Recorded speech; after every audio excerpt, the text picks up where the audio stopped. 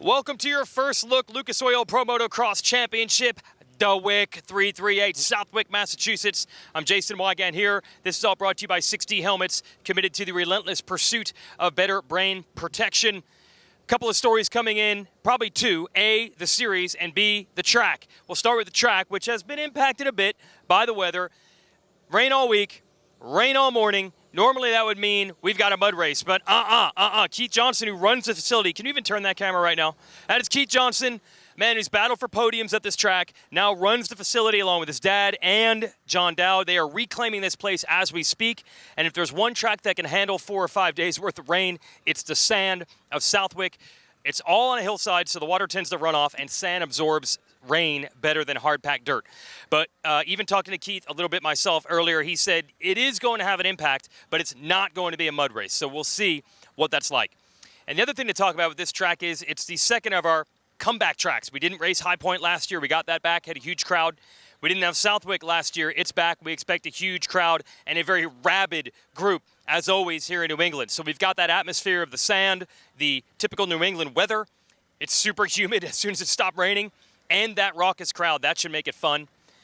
That's story number one. Story number two is the series. Dylan Ferrandis, I cannot believe this stat is true. He's only won 2 motos so far this year.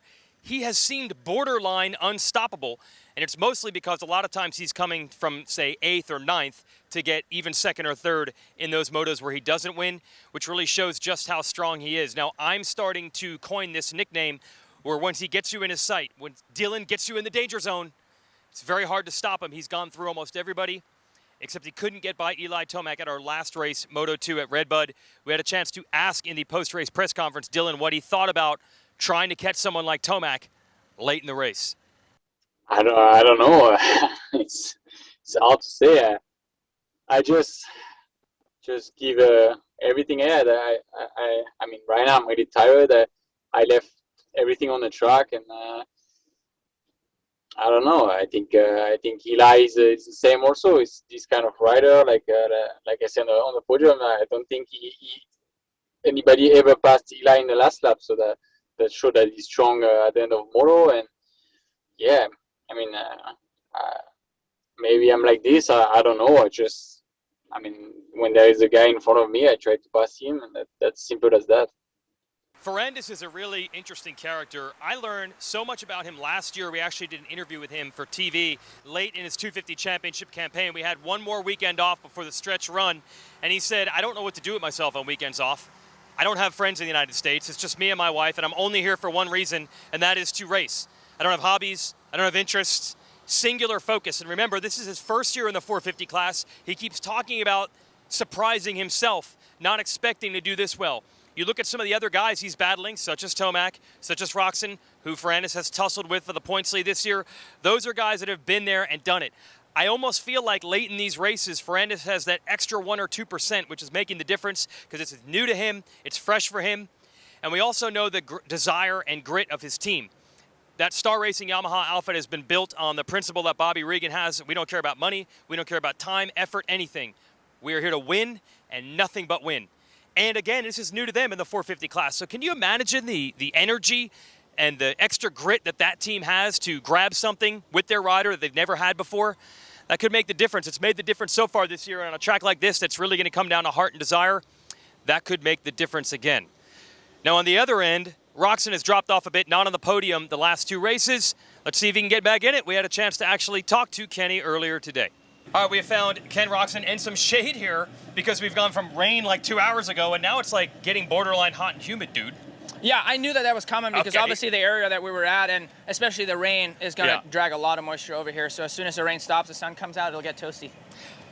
You have actually not won at Southwick. You've won most of the races in this series at some point, but is this like Southwick's not your best track, or is it just hasn't worked out yet? I don't think it has ever worked out because I don't really remember how many times we've actually raced here. I definitely know, obviously, 2016, I went 2-2. And I was here, I believe, on a 250 as well. But for a 450, I don't even know if I was here before. It was only maybe one time. Wow. Okay, so maybe that's part of the reason. No, twice. We had a really hot year here. I think it was 2018 or 19. I can't remember. But so I think on a 450, I've been here twice. Wow, that's hard to believe.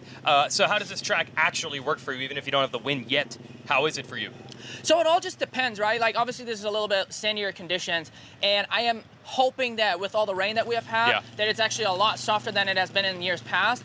Everybody always talks about how sandy it is, but it really isn't that sandy with that hard base. And just from Europe, I actually am used to just bottomless sand with no base, and I actually enjoy that a lot more than I do with the hard base. So just kind of depends. I'm excited though for tomorrow. Like I said, I hope that the rain kind of goes in super deep and it'll be deeper than it normally is, so we actually get a sand race. That's right. You've been in these gnarly battles, dude. I know Redbud didn't go the way you wanted it. Said maybe that wasn't the best soil for you, but these races have been unbelievable. What is that like when you're in those battles, man? Yeah, all the races have been incredible, and a lot of it has to also do with the track prep. We have talked before with them not ripping it as deep, and it's actually worked out really well. The racing's been phenomenal. The fans love it, and yeah, being in the battles is fun. Like I said before, I shouldn't say I don't care so much whether I win or not, but I want to ride my ass off, you know what I mean, and just battles, and then whatever position I come in, it is what it is, but at least having fun and trying till the end. You can have fun out there not winning. And like, for example, High Point, I got 3 and 3, but I feel like I rode well both motos, but a lot better in the second moto, and I was fine with it. It was what it was. We had some good battles, and unfortunately, it wasn't even enough for the podium, but still, I had a lot of fun. Yeah, 3-3 for 4th overall. That was a weird one. Yeah, that stung. Honestly, I was like, what? How is that even? Exactly. I never even finished worse than 3rd, but my overall position was worse. Absolutely. It's trippy to think about. Last week, you cased Larocco's leap like super bad, and then you jumped it again. And then you crashed after that. Is this just stuff that happened, or is this like, hey, we're going for it, we're pushing, we're on the edge, and these things happen? Well, that is actually a part of the section that I don't think any of us riders really like. The way they did the turns, we a lot of times all funnel into the same route. And what actually happened with me casing the jump was simply because I think Plessinger and we crossed over each other's lines, and the roost from him made me ride like I was on Velcro, not gonna lie. Like I was fully committed going for it, and as soon as I got stuck behind him, my leg ripped off a little bit. And when you're behind on that 450 roost, it's like you're having an anchor behind you, but I was already committed, so in the air, I was like, oh my God, this is it.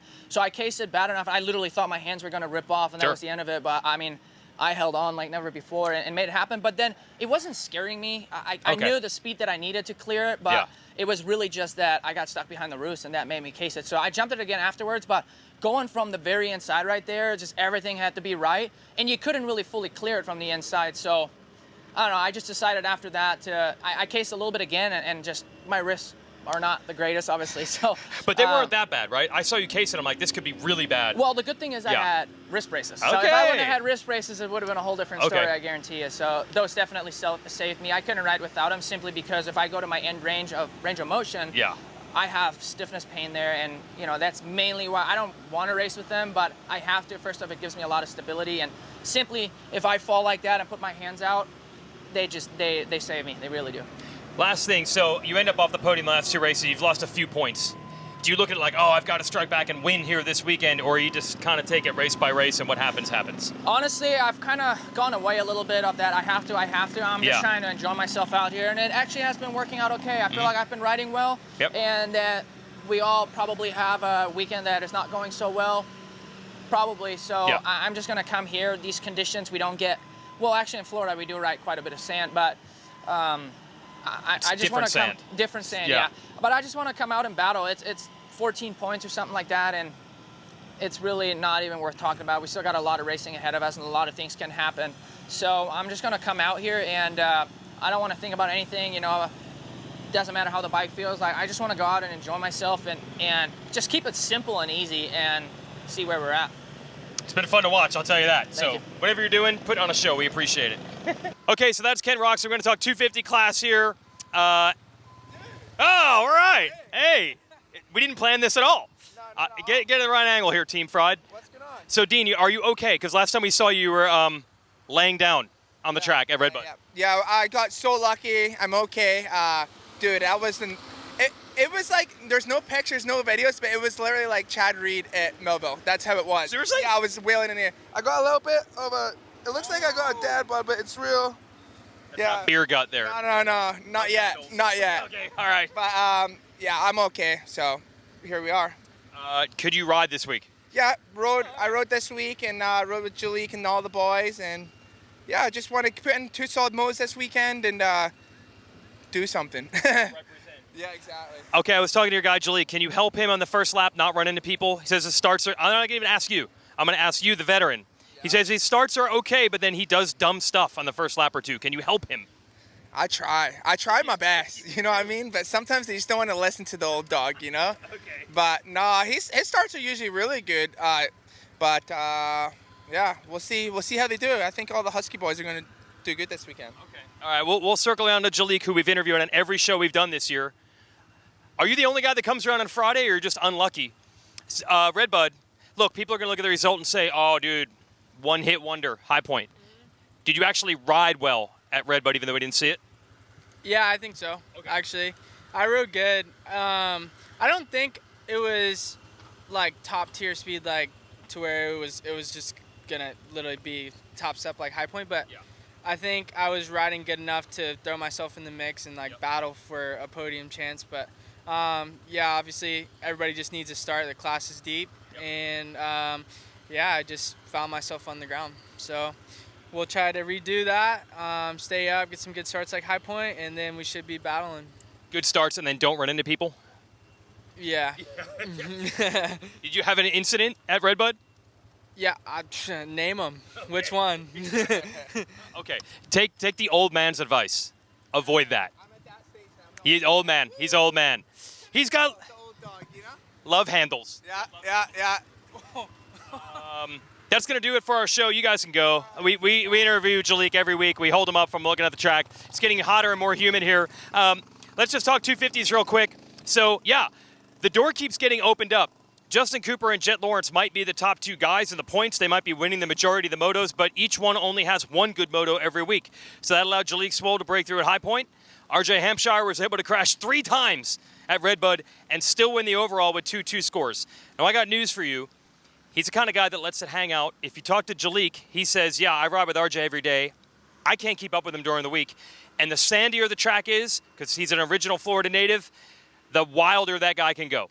And as sandy as it is at Redbud, it's even sandier here. I think speed-wise, Hampshire might be the guy to beat this weekend if he doesn't beat himself by going down. And one other X factor, Jeremy Martin was nearly a podium guy overall with a laundry list of injuries. He'll probably be that much better this weekend. You know he's gnarly, so this track's not going to bother him. Is there a chance if Jet and Justin keep having bad motos here and there that Jeremy Martin goes on a run and at least starts a conversation of, ooh, could he make a comeback? Here's the cool thing about outdoors.